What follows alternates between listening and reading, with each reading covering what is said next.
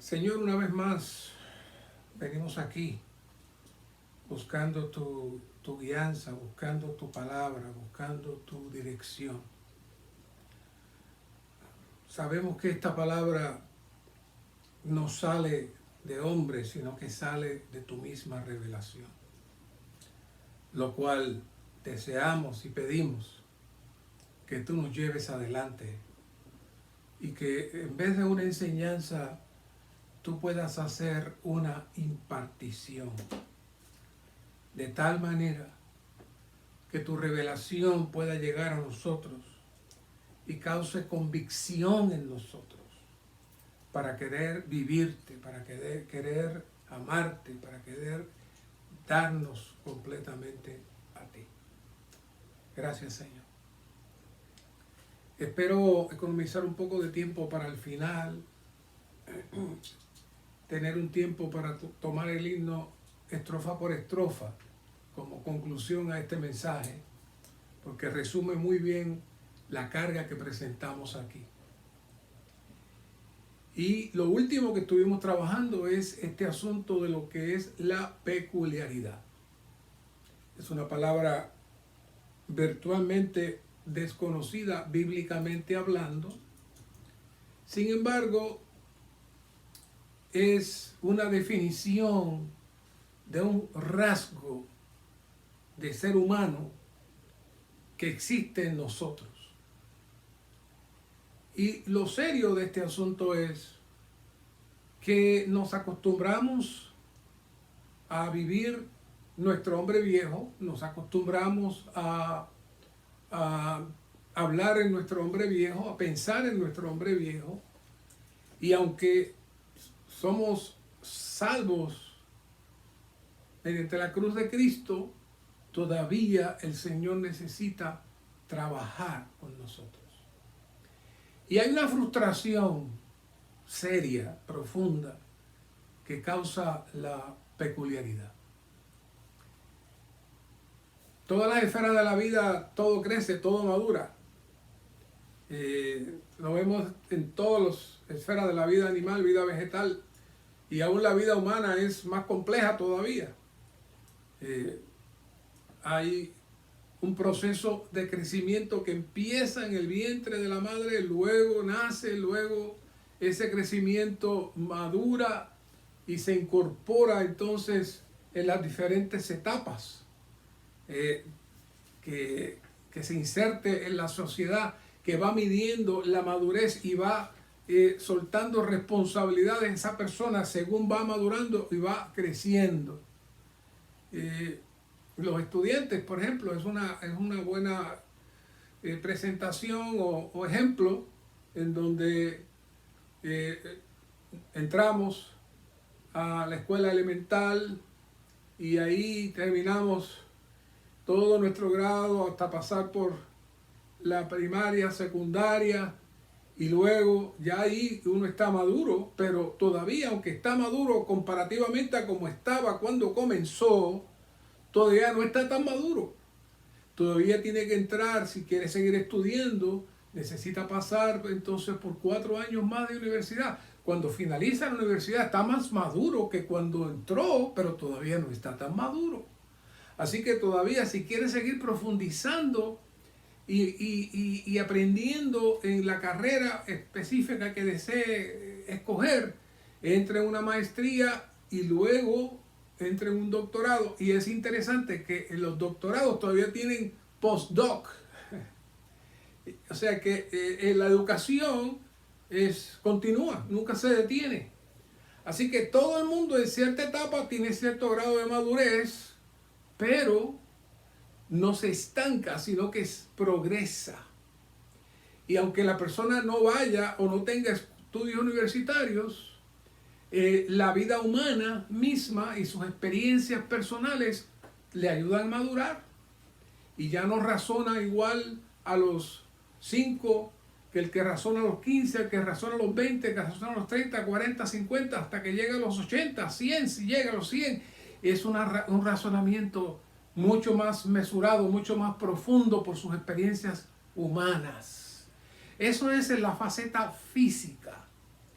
Pero como hemos dicho hace tiempo, todo lo que existe en este universo externamente tiene un reflejo, una proyección espiritual.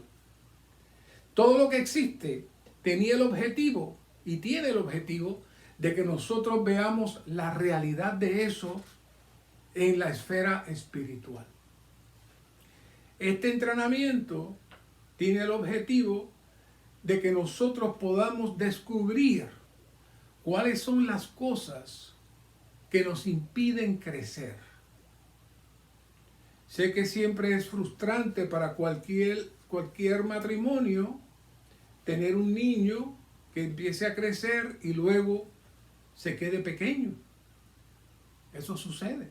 Pero eso no es algo normal, sino que algo anormal sucedió en el cuerpo de ese niño que no le permitió desarrollarse y crecer. Cuando eso ocurre, los padres sufren, se lamentan y tienen que entonces crear una atmósfera especial para que ese niño pueda desarrollarse y funcionar dentro del problema de la falta de crecimiento.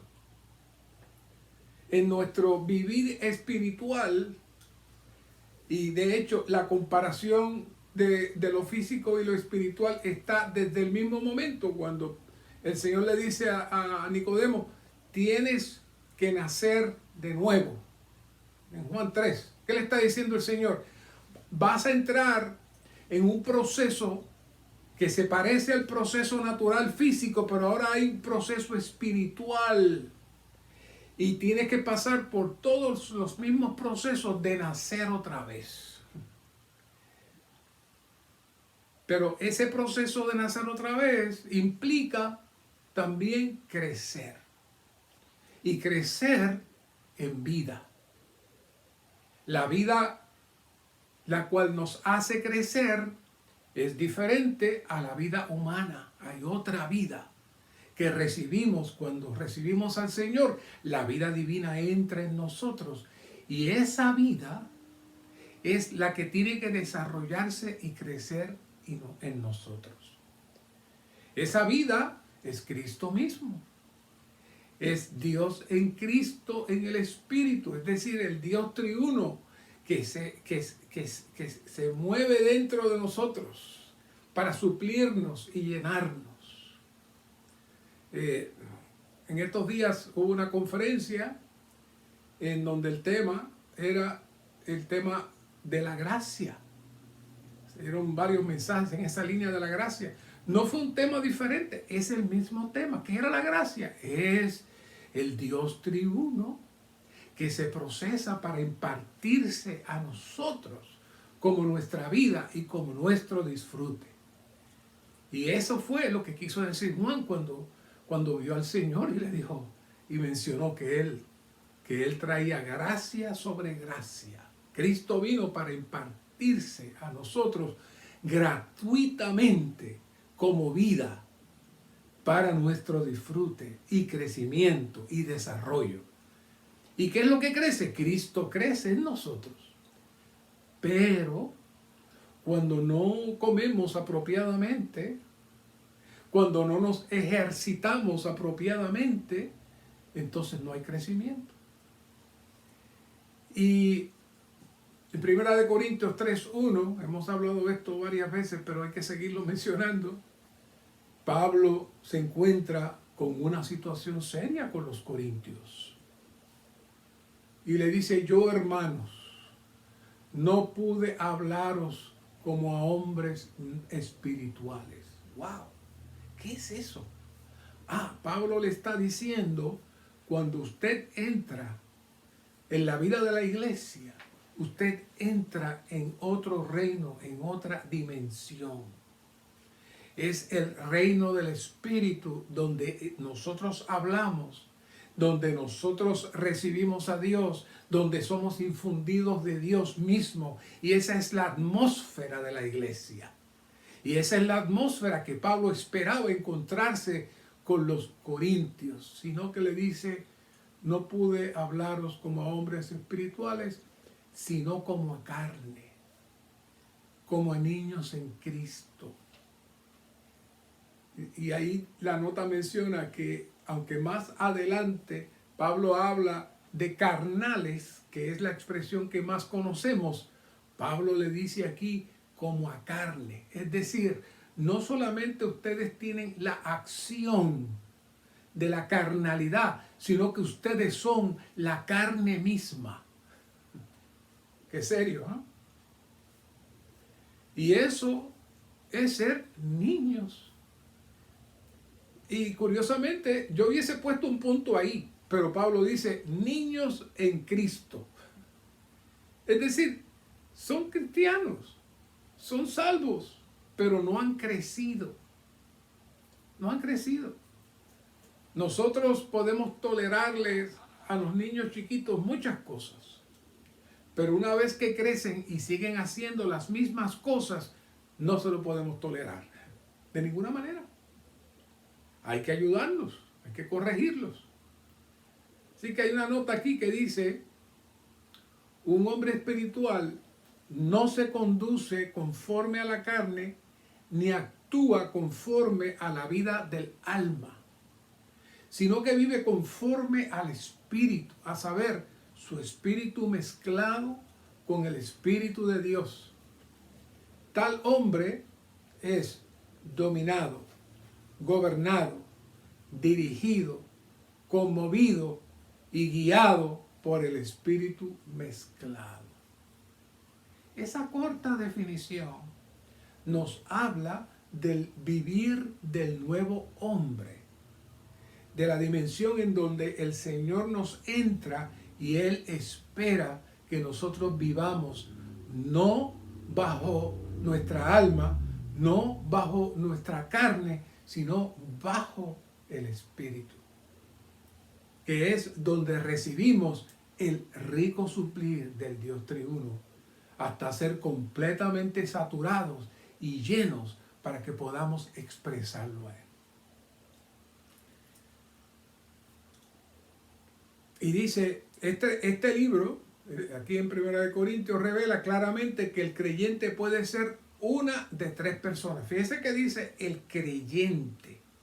No está hablando de inconverso. El creyente puede ser una de tres personas. Primero, un hombre espiritual, que era lo que Pablo hubiese querido encontrar cuando fue a visitar a los corintios. Un hombre espiritual que vive en su espíritu, bajo la unción del Espíritu Santo. O podemos encontrar un hombre del alma, que vive en su alma, bajo la dirección del alma, la vida natural. O un hombre que es totalmente de la carne y carnal, el cual es de la carne y vive en ella bajo la influencia de la naturaleza de la carne. Esas tres cosas las podemos comprender, pero que las últimas dos, la 2 y la 3, pueda ser aplicada a creyentes, es algo serio. El Señor desea que todos sus creyentes lo reciban a Él como su gracia, para que todos podamos llegar a ser la primera clase de hombres, los hombres espirituales. Así que esa básicamente era la meta de Pablo, crear conciencia a los corintios de su situación, de su condición, para que aspirasen a salir de ese ambiente, para que aspirasen a salir de esa situación. Todos hemos sido llamados, todos los cristianos hemos sido llamados en comunión con Cristo, y ahora ese Cristo como Espíritu vivificante entró en nosotros. Podemos experimentarlo, podemos disfrutarlo. Pero cuando vivimos en el alma o en la carne, no podemos participar de Él ni disfrutarle, y por ende ocurre una gran frustración, que fue la frustración que Pablo vivió cuando se encontró con los corintios. No hay crecimiento. Así que este entrenamiento de perfeccionamiento tiene el objetivo de abrir la palabra de tal manera que los santos puedan examinarse profundamente delante del Señor y descubrir cuáles son las cosas que impiden ese crecimiento. Si usted no crece, si usted no experimenta ningún cambio en su vida, entonces este entrenamiento habrá sido otra palabra más, otro mensaje interesante más, pero en términos de la carga del Señor y su propósito, no hay ningún valor. Un mensaje más. Claro está, necesitamos siempre aclarar que en este entrenamiento hay un solo entrenador. Hay uno solo que perfecciona, hay uno solo que es quien nos lleva realmente a la función plena, y es el Dios triuno. Por eso dijimos anteriormente que la única medicina que existe para curar nuestro problema es el Espíritu. Y sacarnos de toda condición degradada. Y volvemos a repetir, no estamos hablando de la salvación jurídica, que fue la salvación de la justicia que el Señor logró por nosotros en la cruz del Calvario, mediante lo que se conoce como la muerte vicaria, la muerte sustituta, satisfaciendo los requisitos de la ley, la cual demandaba que nosotros muriéramos. Cristo entonces muere por nosotros, y eso hace que se abra la comunión otra vez con Dios y que seamos salvos. Pero hace falta la consumación y culminación de esa salvación se inicia en la cruz, pero no finaliza en la cruz. Romanos 5:10 dice, porque si siendo enemigos fuimos reconciliados con Dios por la muerte de su Hijo, esa fue la primera parte, mucho más, estando ya reconciliados, seremos salvos en su vida. Es decir, en la cruz fuimos, pero estando ya reconciliados, seremos. El proceso de la salvación es el que se describe en 1 Corintios 1:30, donde el Señor es nuestra justicia, nuestra santificación y redención, pero la redención de nuestros cuerpos es un proceso hasta llegar a la salvación completa de nuestros cuerpos en el proceso de ser transformados. Esta es la que le llamamos no la salvación jurídica, sino la salvación orgánica, porque es algo orgánico que está trabajando dentro de nosotros. Pero lamentablemente podemos ser salvos jurídicamente mediante el sacrificio de la cruz, pero nuestras acciones, nuestro vivir, aún están en la dimensión de la mente y de la carne. Eso es serio, eso es serio. Ese es el problema que Pablo estaba presentando allí. Nosotros necesitamos participar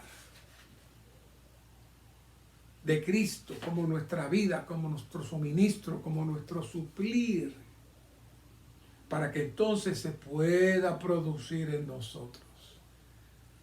Se pueda producir en nosotros esta salvación orgánica que absorbe, extermina, limpia y nos entra en la dimensión del Espíritu. Esto hace que podamos entonces disfrutar la plena salvación. Así que el propósito de este entrenador espíritu es llevarnos a ser conformados a la imagen de su Hijo, como dice Romanos 8:29.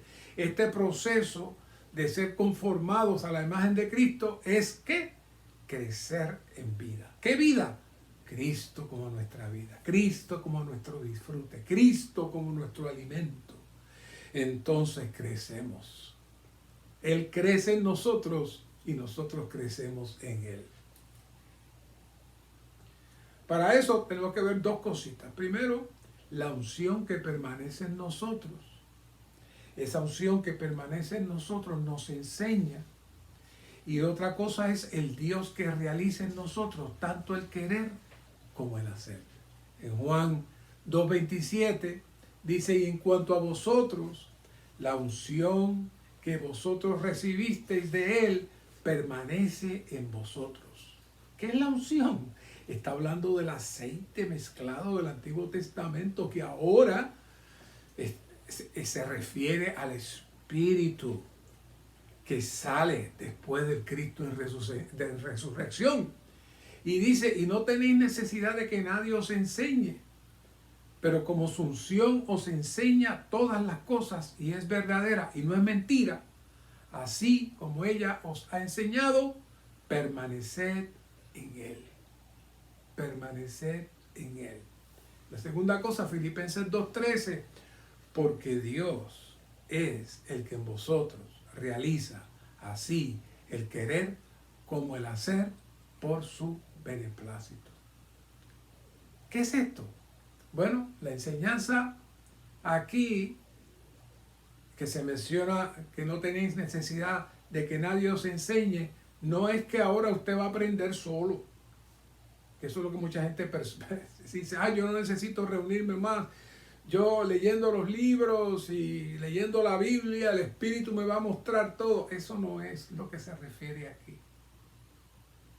Sino la impartición de Cristo como vida en nosotros, la cual nos ilumina y nos guía. Por otro lado, si entramos en la experiencia de ser un solo espíritu con el Señor, Él tiene la vía de poner en nosotros tanto el querer como el hacer. Este querer como el hacer tiene el objetivo de llevar adelante el deseo de Dios en su economía. ¿Y cuál es el querer y el hacer? El querer y el hacer de Él. Pero no se está refiriendo aquí a que, bueno, tengo deseo de comerme un helado. Dios me puso eso a mí. No, eso no es el punto. Tengo el deseo de ir a viajar a Hawái. Si tengo ese deseo, Dios me lo puso. No. Dios pone el querer y el hacer para cumplir su propósito, para satisfacer su plan. Y ese querer y hacer tiene que ir mezclado con el deseo de orar, con el deseo de estudiar la palabra, con el deseo de reunirme. Ese es el querer y el hacer, que lo lleva entonces a que usted pueda recibir de la unción que permanece en nosotros y que es Dios mismo como vida y como nuestra gracia. Qué maravillosos versos. ¿Por qué traigo todo esto? Porque esa es la base para que nosotros podamos crecer. Cuando no crecemos tenemos un problema. Nuestra función en el cuerpo se detiene. No podemos olvidar lo que hemos estado hablando ya hace mucho tiempo. El cuerpo de Cristo no es algo etéreo, no es algo místico, como muchas personas piensan. No, el cuerpo de Cristo es una esfera, es una dimensión en la que fuimos injertados para venir a ser el organismo del Dios triuno, es decir, la expresión externa de Dios, que es la iglesia. Fuimos injertados para ese proceso. De esa manera tenemos el Padre como la fuente, al Hijo como el curso que dirige el río y el Espíritu que fluye. Todas esas tres cosas están en nosotros operando. Todas estas cosas tienen varios sinónimos. Ahora venimos de una conferencia donde se habló de la gracia muchísimo. Pero hablar de rico suministro, hablar de estar en el Dios triuno y hablar de la gracia es la misma cosa. ¿Por qué? Porque es la impartición de Dios en nosotros. Esta impartición es el suministro de vida para nuestro disfrute, que nos limpia, nos renueva. Y si nos abrimos a Él y nos sometemos a Él, entonces el Señor tiene la manera de crecer. Esta es la base. Esta es la base. Si no tenemos esta experiencia, eso hace que nuestra vida de iglesia sea una vida rutinaria. Hace algún tiempo atrás llegó una joven a reunirse con nosotros y empezamos a trabajar con ella y demás. Pero un día me dice, se reunía en el lado de inglés, y me dice, bueno, yo realmente no siento que yo hago falta aquí, en esta iglesia, dice ella. Quiero irme a un lugar donde yo sea útil y que yo haga falta. Y se fue. Y me quedé pensando en sus palabras, y siempre me acuerdo de esas palabras, pero realmente nosotros somos el cuerpo de Cristo. Y una vez que usted está injertado y recibiendo el rico suministro de la cabeza misma le pone el deseo, el querer como el hacer para cumplir su beneplácito y su propósito. No es que usted va a estar en una... Ahora, si usted va a una organización donde le ponen una lista de asuntos que hacer y qué no hacer, y está bien, no está mal, hay que hacerlo también. Pero aquellos que están en el fluir sienten la guianza de la vida. De lo contrario, uno se siente como esa persona. Yo aquí no estoy haciendo nada. Pues, yo no sirvo para nada. No, eso implica que usted no está recibiendo el fluir de la vida. Los que tienen el fluir de la vida hablan. Los que tienen el fluir de la vida comparten el evangelio. Los que tienen el fluir de la vida, si ven algo que está fuera del lugar, van y lo arreglan y lo corrigen sin que nadie los envíe. ¿Por qué? Porque es el Señor el que está operando en usted. Pero para que eso pase, necesitamos crecer y necesitamos ser edificados. Por eso, la falta de crecimiento hace que no haya edificación. Y la edificación es la función del cuerpo para que el Señor se mueva y tenga su expresión. Así que cualquiera que se halla en esta situación es como si estuviese desempleado, como que lo sacaron y no tiene nada que hacer. No es que no tenga nada que hacer, es que su vida, su fluir de vida no está operando. Entonces, por eso necesitamos tomar el tema otra vez de este asunto de la peculiaridad. ¿Por qué hablamos tanto con respecto a la peculiaridad? Porque este es el factor crucial y principal que nos impide experimentar a Cristo, edificar el cuerpo de Cristo y crecer. Por eso, esto es serio. Estos dos asuntos son cruciales. Experimentar a Cristo y edificar el cuerpo de Cristo. Sin estas dos cosas, realmente no tenemos nada más que hacer en la iglesia. Así que esta peculiaridad, como habíamos hablado, es la formación de nuestra personalidad en la vieja creación, con la suma de todas las experiencias y etapas humanas vividas en nuestra vida, y obviamente se suma la cultura y la educación, y todo ese cúmulo de factores produce un ser distinto, diferente, peculiar, cuya base, comportamiento, pensamiento, emoción, es la vieja creación, y cuyo origen y reino se mueve en Satanás. Por eso le he traído este verso, yo creo ya como 3 o 4 veces, porque quiero que le haga clic, como decimos, que le toque adentro. Mateo 12, 28.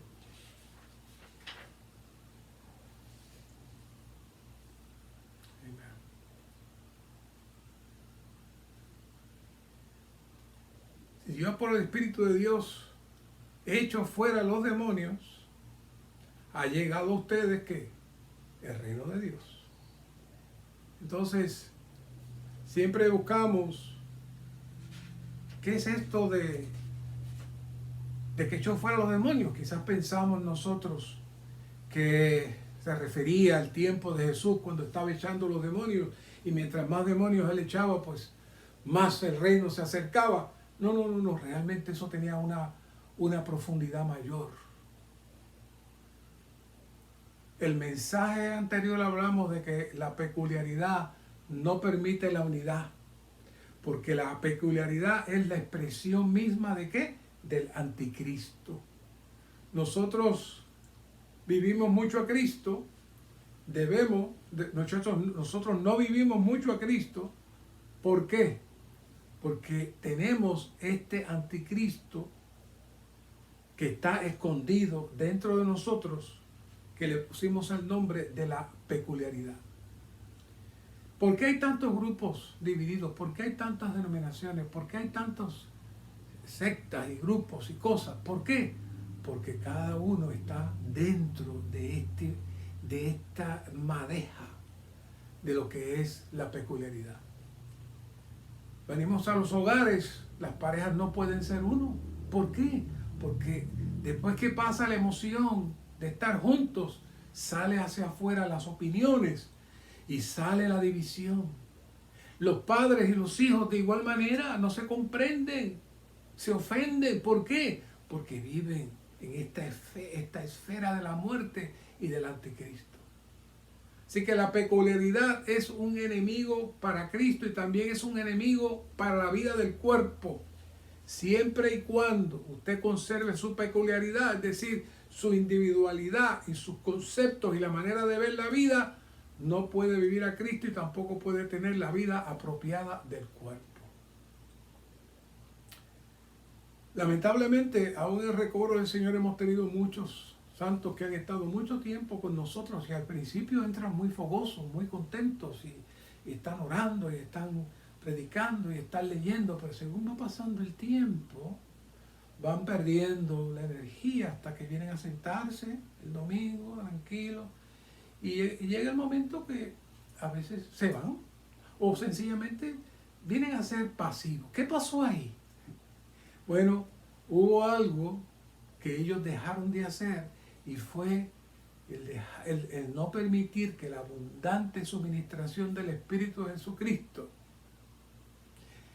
se supliera en ellos, los inundara y los fuera limpiando, y el enemigo del Señor fuera perdiendo terreno en ellos hasta que pudieran ellos empezar a disfrutar, a vivir la vida del reino, que es lo que está diciendo en Mateo 12:28.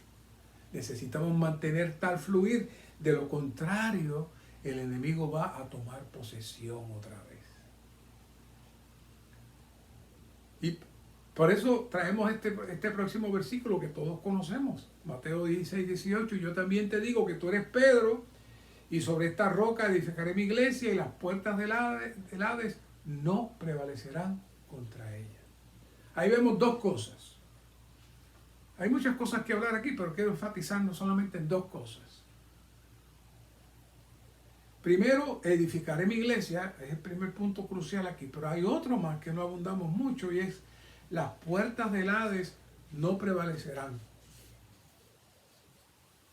Por un lado está el proceso de edificar. Aquí Cristo, cuando habla de yo edificaré la iglesia, por un lado está hablando de una edificación, de un edificio, de una casa, pero por otro lado también está hablando de el suplir, de un suplir que hace que nosotros como el organismo de Dios cobre vida. Como Eva, que fue edificada por la vida, nosotros también necesitamos ser edificados. Como la novia de Cristo, necesitamos ser edificados como la vida, con el rico suministro. Eso produce ¿qué? La edificación. Y produce la expresión práctica del cuerpo, la cual ¿qué? Es la realidad del reino de Dios en la vida de iglesia. Pero hay otro lado de esta maravillosa profecía que está en proceso de cumplirse. El tema de las puertas del Hades. Nos gusta decirlo rápido, las puertas del Hades no prevalecerán contra la iglesia. No, pero oiga. Vi esta nota, dice, esta palabra del Señor también indica que el poder de las tinieblas que pertenece a Satanás atacará a la iglesia. Por tanto, hay una guerra espiritual entre el poder de Satanás, el cual es su reino, y la iglesia, la cual es, ¿qué? El reino de Dios. Al final, estas puertas no prevalecerán. Dios logrará su propósito. Y veremos la culminación en Apocalipsis como la nueva Jerusalén. Por eso es que no prevalecerá. Pero en el camino va a causar daño. En el camino, los que se acerquen a esas puertas van a recibir el impacto negativo de esas puertas. Ahora, la pregunta es, ¿dónde podemos encontrar esas puertas? ¿Dónde están esas puertas? Bueno, si vemos de una manera objetiva, siempre hay paralelos. En la Biblia hay dos paralelos siempre. Está el árbol de la vida, está el árbol del conocimiento del bien y del mal. Por otro lado, tenemos, y una vez lo trajimos, lo glorioso de que el trono de Dios no está únicamente en el tercer cielo, sino que ahora el Señor ha hecho una conexión que fue el sueño de Jacob, de la escalera que conecta el cielo con la tierra. Ahora ese sueño de Jacob se cumple cuando el Señor, por el Espíritu, llega a nosotros y nos abre el camino para conectarnos con los lugares celestiales. Y el reino está en los lugares celestiales, pero ahora el reino y el trono, es decir, el trono de Dios también ahora está ¿dónde? En nuestro espíritu. El trono está en nuestro espíritu. Pero de la misma manera que el trono está en nuestro espíritu, hay otro lugar que es nuestra alma. Y cuando nuestra alma no ha sido completamente transformada y cuando nuestra alma todavía está mezclada con muchas cosas como la opinión y produce un ser natural, ahí se abren las puertas del Hades. Y ahí el enemigo tiene la manera de manifestarse. ¿Cómo pruebo eso? Bien fácil. Usted lo ve cada vez.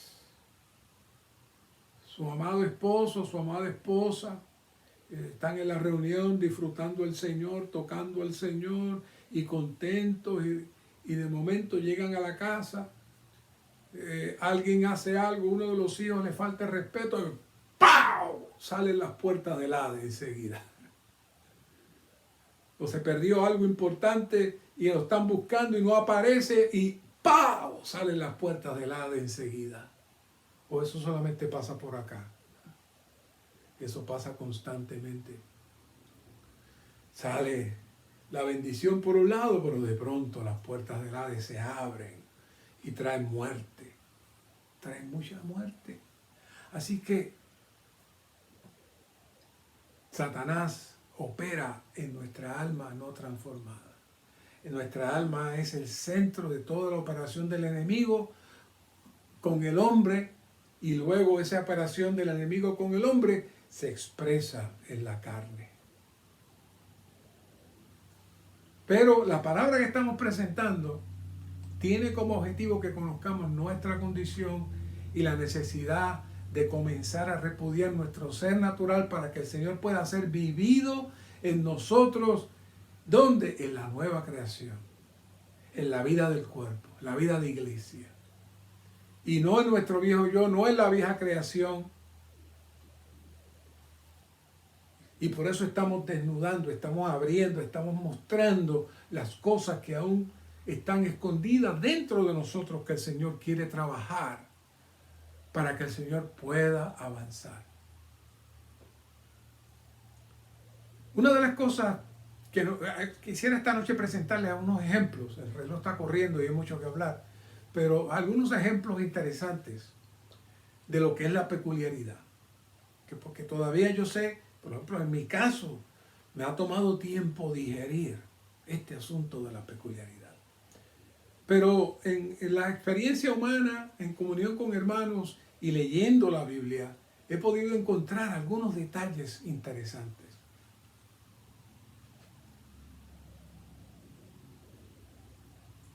La peculiaridad, como hemos dicho, es la formación del carácter que se ha desarrollado mediante las capas de opiniones, por nuestro proceso de vida hasta convertirse en la expresión particular y peculiar de nosotros en nuestras percepciones de los diferentes aspectos de nuestra vida.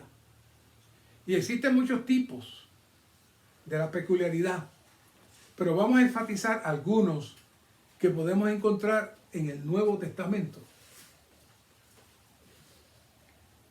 Ustedes saben que el tema de la esclavitud fue un tema muy serio aquí en los Estados Unidos. Desde el siglo XIX estuvo el tema de la esclavitud, pero la esclavitud ya no está, entre comillas, pero la percepción que existe entre los seres humanos en cuanto a unos seres que son superiores a otros, por alguna razón que sea, ese juicio que sale dentro del ser humano para juzgar a unos y ubicarlos en una posición y ubicarlos en otra posición, era el mismo principio que existía en los tiempos de la esclavitud. Pablo le tocó vivir eso. Quizás nosotros digamos, pero ¿cómo es que Pablo permitió? Bueno, no, oiga, eso era lo normal. No era nada anormal. Y eso se vivió aquí hasta el siglo XIX. Eso fue el otro día, donde eso era normal. Usted lo puede ver por ahí en las series de televisión, cómo se ve eso.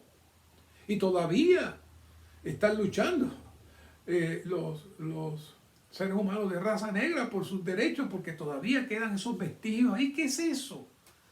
Bueno, esa es la peculiaridad que creció en esa cultura de tener una percepción de lo que era inferior y superior. Eso es peculiaridad. Entonces, quería traerles unas notas interesantes que vimos en este día. Pablo escribió a Colosenses en el año 64 y también escribió la epístola de Filemón en el mismo año, el año 64. Empezamos entonces, ustedes saben que a veces nos gusta jugar a los detectives y mirar esas cositas y ver cositas, y aquí descubrimos algo interesante. Pablo está escribiendo las dos epístolas desde su encarcelamiento en Roma. Y le escribe a Filemón y le dice: Pablo, prisionero de Cristo Jesús, y también el hermano Timoteo, al amado Filemón, colaborador nuestro, y a la hermana Apia y a Arquipo, nuestro compañero de milicia, y a la iglesia que está en tu casa. Lo que está diciendo es que Filemón era un anciano de la iglesia en Colosenses, en Colosas. Era un anciano de la iglesia en Colosas, y que la iglesia se reunía en su casa. Todo eso dice ahí. Y él está escribiendo esa carta de Filemón. Cuando usted mira la carta de Filemón, es una carta, es un solo capítulo dirigido a presentarle la situación de un esclavo llamado Onésimo, que él lo encontró en la cárcel, le predicó el evangelio y vino a ser muy útil para Pablo. Era un hombre espectacular que amaba a Pablo, ganó el corazón de Pablo, se dio a servir a Pablo. Aparentemente fue liberado, pero aún así continuó en comunión con Pablo. Luego vemos que ese mismo año se escribe la carta a los colosenses, es decir, la carta a la iglesia en Colosas, que era ¿dónde? ¿Dónde estaba esa? Pues en la casa de Filemón. Tremenda carta escribe Pablo para una localidad que está en una casa. Y dice, antes de leerles Colosenses 4.1, quiero leer 4.7 y 4.9, dice: todo lo que a mí se refiere, os hará saber Tíquico, amado hermano fiel y ministro y consiervo en el Señor. Con Onésimo, amado fiel y hermano que es uno de vosotros, todo lo que acá pasa os lo harán saber. ¿Qué pasó aquí? Pablo primero le envió la carta a Filemón, aclaró la situación. No era fácil porque se insinúa que Filemón se fue huyendo porque le había robado y por eso cayó preso. Ambas cosas son serias. Así que en la cárcel Pablo le predica el evangelio a Filemón, se convierte al evangelio y Filemón se convierte en colaborador de Pablo, ayudador de Pablo. Pablo no lo vio más como esclavo y Pablo le dice a Filemón: te lo envío, pero no lo vas a recibir como esclavo, lo vas a recibir como a hijo. Como yo, fue hijo mío también. Yo quiero que también sea para ti. Es decir, Pablo borró el asunto de la esclavitud y entró a presentar a Onésimo ahora en la nueva creación. Y esa carta de Filemón es toda una presentación de cómo este anciano que tenía esclavos, porque era la costumbre de la época, que ahora entró en la nueva creación, se sale de la estructura social. Pablo fue el primero que empezó a hablar de la liberación de los esclavos, pero lo hace desde la perspectiva de la nueva creación. Y luego entonces que le escribe la carta a Filemón y todas las cosas se resuelven, Pablo escribe la segunda carta, pero la primera carta la envió con Timoteo, pero esta segunda la va a enviar nada más y nada menos que con Tíquico, y la va a enviar con Onésimo. ¿A dónde? A la casa de Filemón. ¿Qué les parece? ¿Por qué explico todo esto? Porque Pablo no tenía ningún concepto social que lo dominara como era el resto de la sociedad. Alguien esclavo era esclavo, y si era libre, era libre, pero fue un esclavo que ahora es libre. El concepto social de la esclavitud, de quién está mejor, quién está más alto, Pablo lo borró inmediatamente.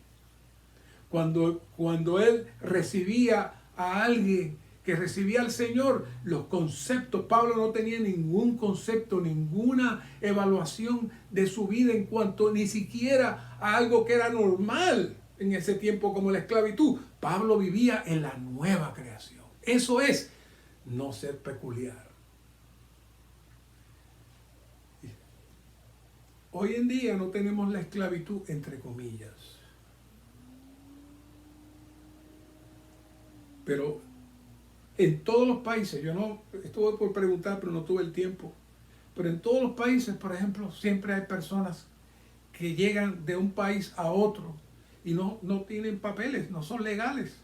Y comienzan a trabajar y comienzan a buscar la manera de cómo sobrevivir, porque en su país pues la situación es complicada.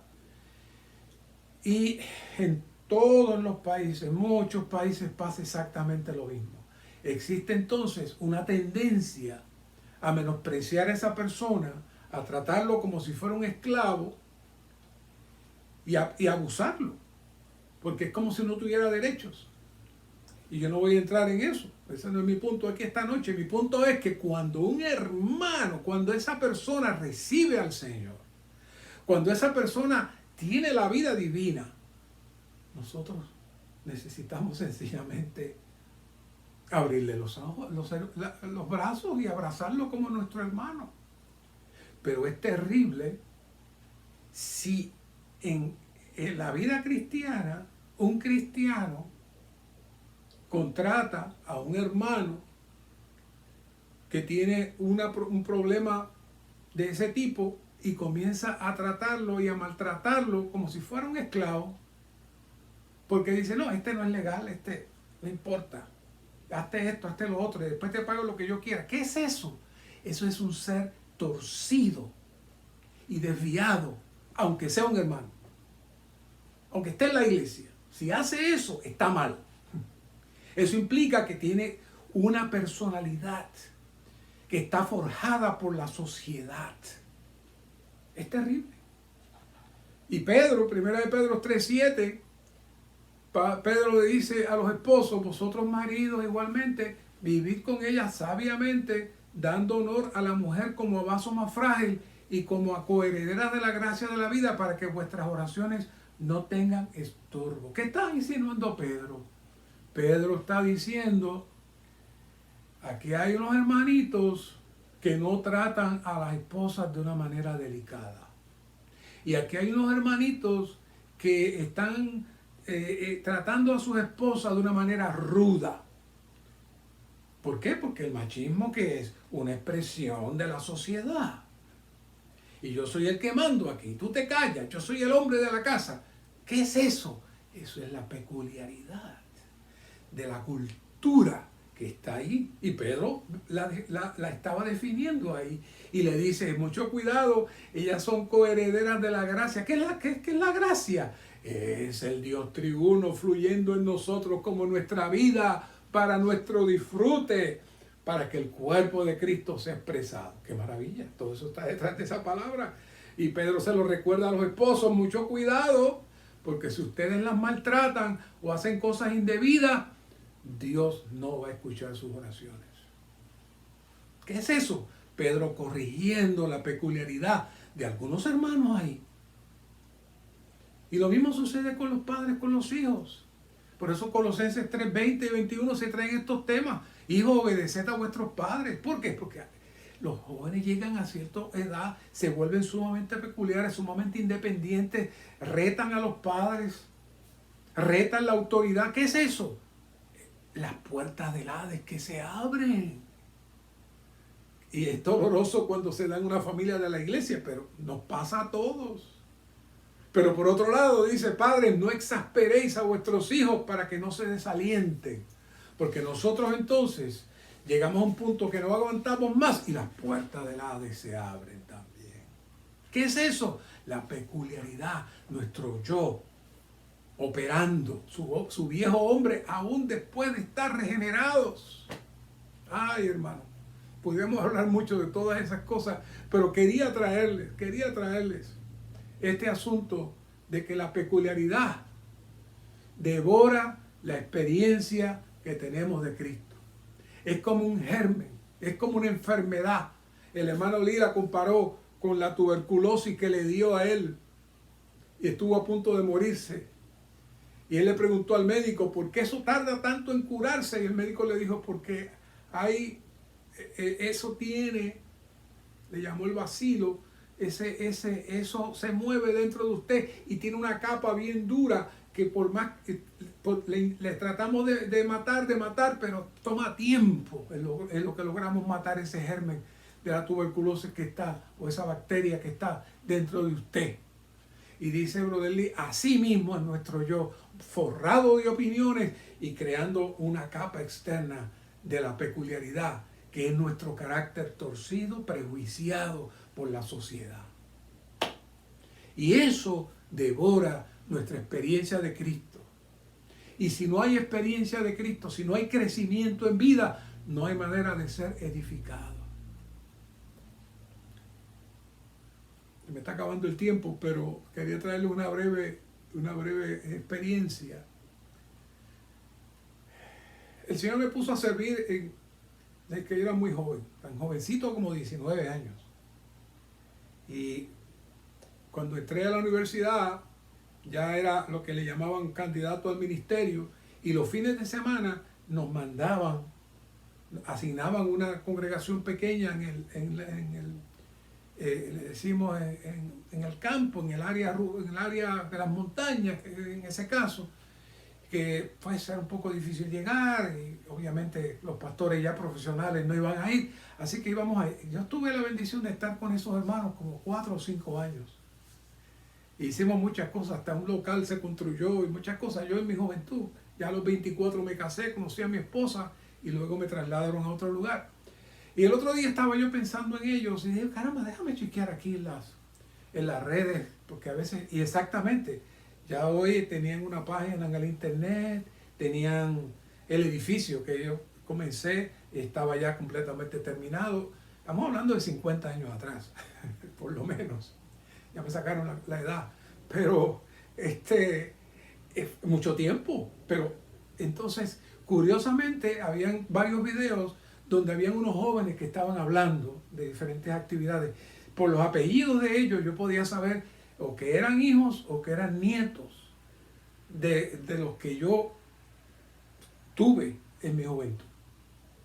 ¿Por qué le traigo esto? Porque cuando escuchaba a todos esos jóvenes hablando, muy contentos, muy felices, no vi nada de Cristo. No vi crecimiento de Cristo de ninguna clase. Todo muy lindo, muy hermoso, pero cero Cristo. No había crecimiento en vida en ellos. Y eso implica que sus padres tampoco lo tuvieron y sus abuelos tampoco lo tuvieron. ¿Se imaginan? Y ahora el Señor me tiene en esta atmósfera de fluir y miro para atrás y veo eso y digo, wow, Señor, qué misericordia tú has tenido que nos has traído aquí. ¿Cuál misericordia has tenido de poder ver lo que es este fluir de vida que nos hace crecer y ver tu deseo y ver tu propósito y no habernos quedado dando vuelta en algo que no era nada para tu vivir? La única meta de la Biblia es vivir Cristo. Eso es todo. Vivir Cristo hasta que Cristo sea formado en nosotros y nosotros ya no vivamos nosotros, sino que Cristo se viva en nosotros. Y nuestro deseo en estos mensajes no es crear en ustedes introspección y crearle frustración y que se... No es eso. Pero necesitamos crear conciencia de que necesitamos realmente abrirnos al Señor completamente para que el Señor pueda avanzar. Y el hermano habla de que eso que está en nosotros es como una fortaleza. Es como una muralla bien tremenda que cubre y protege y no permite que el Señor pase, no permite que el Señor entre. Esa personalidad suya, esa manera suya de ver la vida, esa manera suya de hablar, de expresar, de emitir comentarios, de emitir opiniones, todo eso sale no del Espíritu, eso sale de ahí, de las tinieblas. Fuimos salvos. Hemos luchado por salir del pecado, hemos luchado por salir del mundo, pero lamentablemente no hemos luchado de salir de nuestro viejo hombre, nuestro yo. Estamos demasiado acostumbrados a eso. Por eso Pablo en 2 Corintios 10:3 dice, pues aún andamos en la, aunque andamos en la carne, no militamos según la carne, porque las armas de nuestra milicia no son carnales, sino poderosas ante Dios. ¿Para qué? Para derribar, ¿qué? Fortalezas. Derribar argumentos y toda altivez que se levanta contra el conocimiento de Dios. ¿Qué es eso?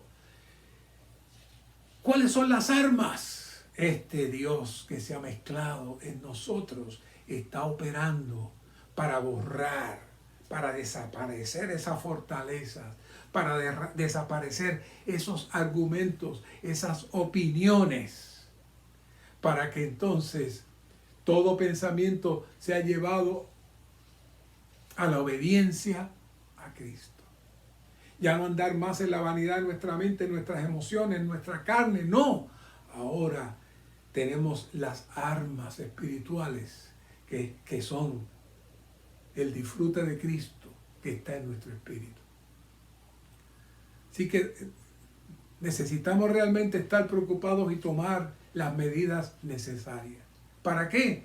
Porque necesitamos vivir para que el cuerpo de Cristo sea edificado.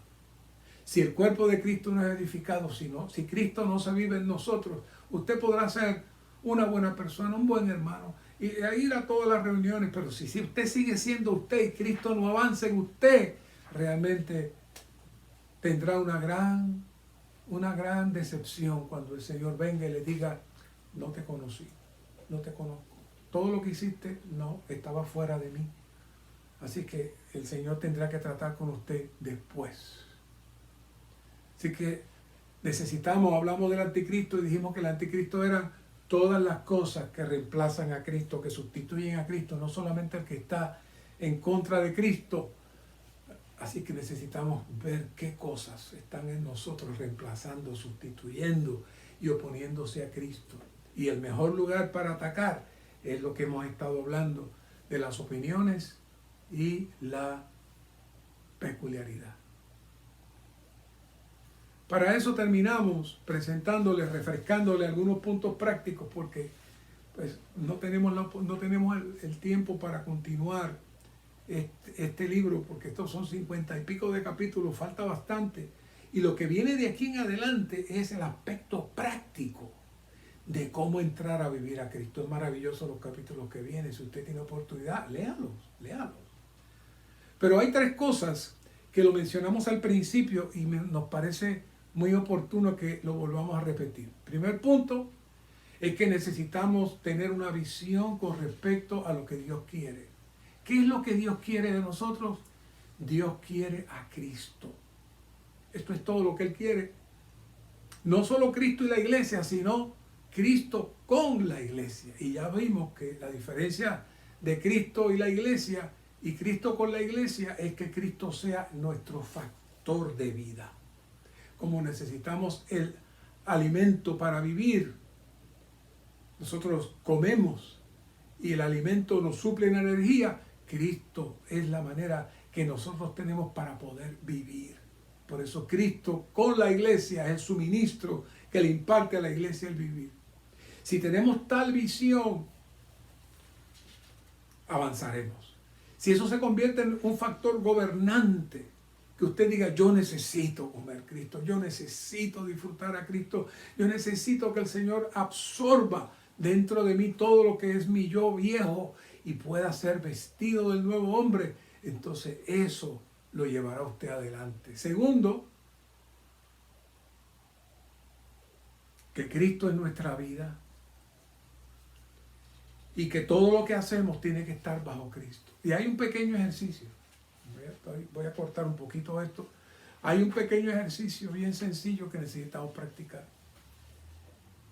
Porque esto necesitamos ejercitarnos, como Pablo le dijo a Timoteo, ejercítate en la edificación, o como dice la traducción, la piedad, pero en la edificación, es decir, que Dios se forja en ti, tienes que ejercitarte. Un pequeño ejercicio. Todo lo que haga, cuando usted vaya a hablar con su esposa, o su esposo, usted esposa va a hablar con su esposo algo que le molesta, pregúntese, ¿es Cristo el que va a hablar o soy yo? Cuando vaya a hacer una inversión grande, comprar una casa, comprar un carro, hasta comprar una corbata o comprar algo, pregúntese, ¿está Cristo comprando esto conmigo o soy yo? Ese pequeño ejercicio, es pequeñito ese ejercicio, pero hacer ese pequeño ejercicio va a activar en usted el espíritu, va a activar su conciencia. Y si de pronto a usted le gusta tanto y tanto y tanto hacer las cosas que las hace, después que las hace, si su espíritu está sensible, usted va a sentir la tristeza del espíritu dentro de usted.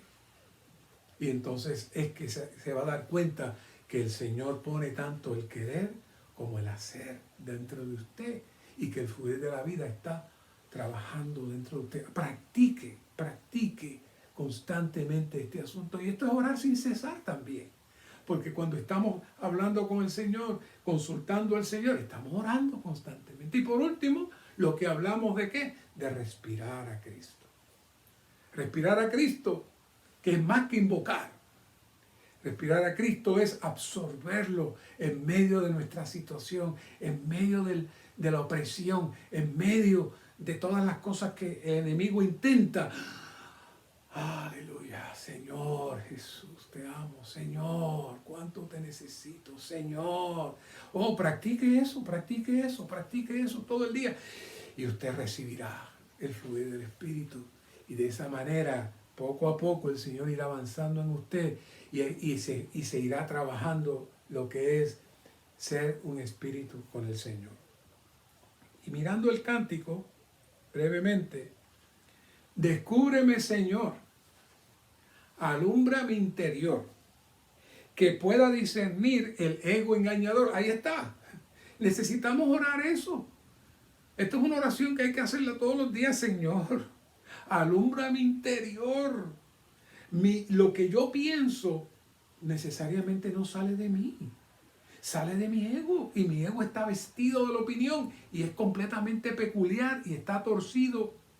Y está prejuiciado. A lo mejor lo que yo quiero hacer, lo que yo quiero comprar, lo que yo quiero estudiar, lo que yo quiero hacer, está prejuiciado, estoy yo dañado. Y necesito, Señor, que alumbres mi interior y que yo pueda discernir lo que es de mi hombre natural y lo que es Dios. ¿Por qué? Porque es que no me conozco bien. No nos conocemos, hermano. A veces llegamos a la edad madura y todavía no sabemos quiénes somos. Somos privilegiados que podamos tener esta palabra, hermanos. No todo el mundo está escuchando esta palabra para crear conciencia de nuestra condición. Y el punto es que nos creemos que estamos bien, que no hay ningún problema. Pero estamos engañados. Todavía no hemos experimentado la guianza directa del Espíritu. Y entonces vivimos pensando que todo está bien, pero no. Yo te conozco a ti, aún menos. Es muy poco lo que conocemos. Necesitamos entrar a conocer al Señor. Y necesitamos entrar ¿en qué? En la realidad. ¿Qué es la realidad? La realidad es el proceso de salir de esta atmósfera de muerte y comenzar a vivir. ¿Dónde? En nuestro espíritu. Para eso necesitamos más visión. Lamentablemente muchas veces confundimos la vida del Señor en nosotros con la emoción. Tu vida en mi interior la torno en confusión y me creo espiritual, pero sencillamente soy yo, mi hombre natural. Estoy confundiendo mi emoción. Necesitamos practicar ser un solo espíritu con el Señor. En cuanto a tu sentir, me frustro, oh Señor, pues tiendo a reclusión y caigo en más error.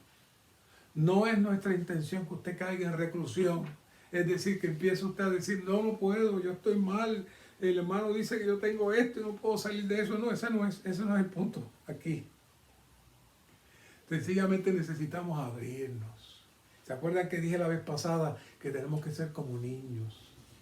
Un corazón abierto, puro al Señor, para que el Señor entre. Tenemos que reconocer que aún su voluntad no la conocemos bien. Y nosotros ponemos nuestros deseos, nuestras cosas, nuestra acción, pero no es la voluntad del Señor. Y necesitamos orar, que necesitamos conocer la iglesia. Y necesitamos conocer el cuerpo, que se ha revelado eso en nosotros como el factor gobernante para que Cristo pueda ser vivido en nosotros. Así que oremos para estar sin velo, Señor, para estar claros, que no seamos engañados más y que el orgullo y la vanidad también sean consumidas. Para eso necesitamos que tu luz viviente quite de mi mente la noche absorbente. Te pido a ti, Señor.